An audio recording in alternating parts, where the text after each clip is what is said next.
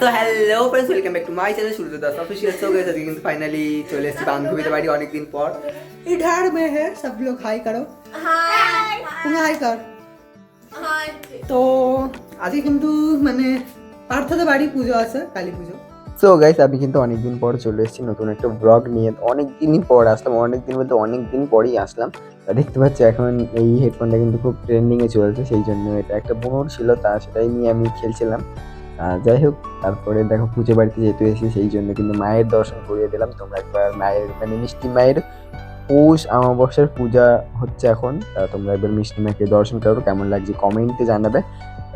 দেখতেই পাচ্ছ আজকে কিন্তু মিষ্টি মাকে খুবই খুবই খুবই সুন্দর করে সাজিয়েছিল, কিন্তু দেখতেই পাচ্ছ এত সুন্দর লাগছিল মানে কি বলবো।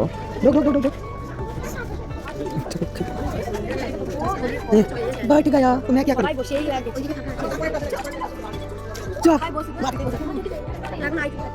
সো গাইস আমরা কিন্তু ফাইনালি খেতে বসে পড়েছি। দেখতেই পাচ্ছ বাবা শিবপ্রিয়র মন্দিরের সামনে আমরা খেতে বসেছি, দেখতে পাচ্ছ। खिचड़ी देख सकते हो, ये रहा।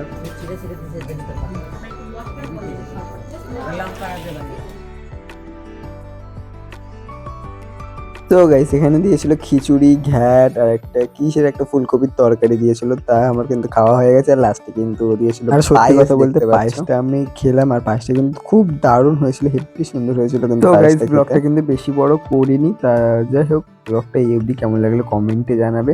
তা চলো লাস্টে আরেকবার মিষ্টি মায়ের দর্শন দিয়ে ব্লগটা শেষ করি। তো দেখো মায়ের দর্শন করো, আর ব্লগটা এই অবধি কেমন লাগলো কমেন্টে জানাবে।